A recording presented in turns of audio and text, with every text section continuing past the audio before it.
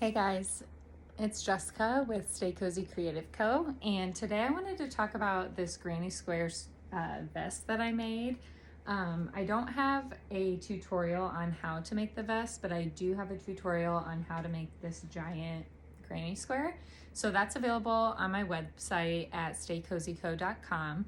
But I just wanted to talk a little bit through how I came up with this design. It really was just for fun, and I'm going to be giving it to my brother-in-law. He was the one who kind of gave me the idea for a vest because I'd been wanting to make a sweater, but I was like, it's gonna be too chunky and too heavy. And he's like, what about a sweater? Or sorry, a vest. And I was like, oh, that's kind of fun. And I was like, what color would you want if I made you one? And he was like, anything green. So I chose these green colors that I have that are also available on my website. This is chenille yarn, and I have a ton of different colors in stock right now. This is the olive, this is cashmere, I think this one is lime, and then this might be moss, which I think I'm sold out of now, but I do have like a neon green, which is like really bright and vibrant. So I started by making the jumbo granny square. So that's where I started. And like I said, that tutorial is on my website.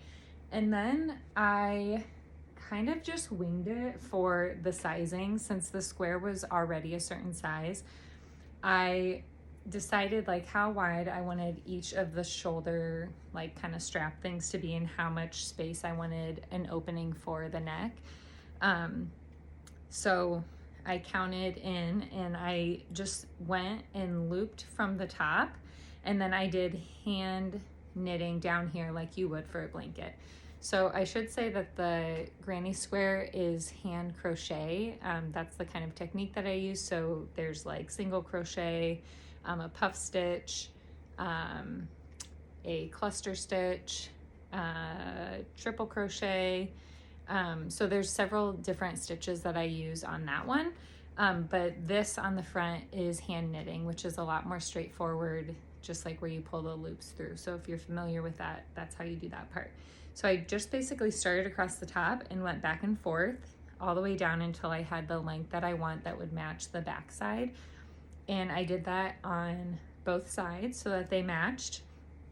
And then at that point, I decided to do this lighter cashmere color for the border because I really wanted to tie it all together, and that made a huge difference. I feel like that pulled it together and started making it look like a vest. I do kind of wish that I would have waited to do that till the very end because after I did that, I tried to just connect this front piece to the back piece to see if that would be wide enough. And when I did that and tried it on, the sizing and like proportions just weren't right. It kind of like cinched in a little bit too much. So I decided that I needed a little bit on the side here to make it the size that I wanted. And it was kind of tricky to figure out how I wanted to connect the green yarn without overriding this cashmere color, because I really wanted that to still look like a border. So you can see down here, like there's no cashmere across here, which I probably could have added, and there's no cashmere here. So I like how it turned out still, but if you wanted it to be more of like a seamless look, then I would say you would want to add like this section first with the green, and then wait and do the cashmere at the very, very end so that you could decide, like, do you want the border to go around here? Do you want it to come down the side or not? So that's this. Please let me know if you have any specific questions. I'm happy to answer those. But I hope that this just inspires you to use my granny square patterns to make a bunch of things, because you really can do a bunch of fun, creative things with it. So besides a vest, I am going to grab, where is it? Oh, this pillow.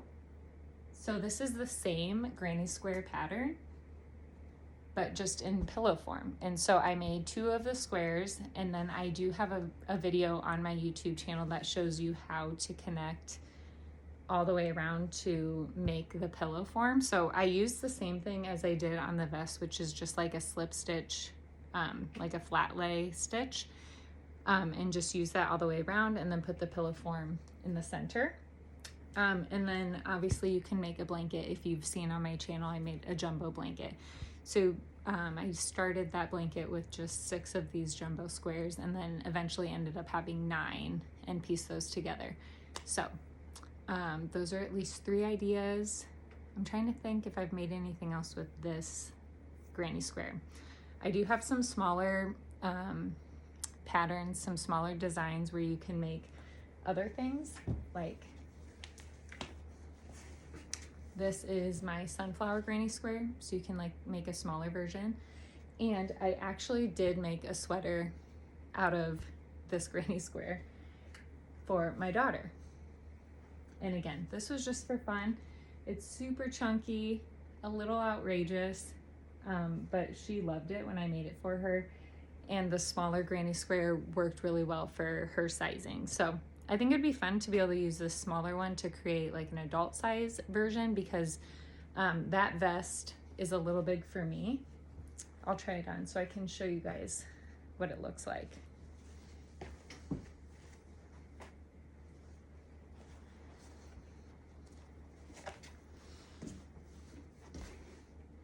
So here's the front. So you can see, like, if I had like a little broader shoulders, I feel like it would fit pretty well. But the granny square is all across the back. So it looks a little boxy on me, but I'm excited to see it on my brother-in-law to see how it looks on him. I really should have my husband try it on so we can see what the sizing would look like. But I like how I added this so that you get like a little more like the front part aside and then the back part. So again, let me know if you have any questions on this, and I hope that you decide to make something fun. And until next time, stay cozy, creative, and kind.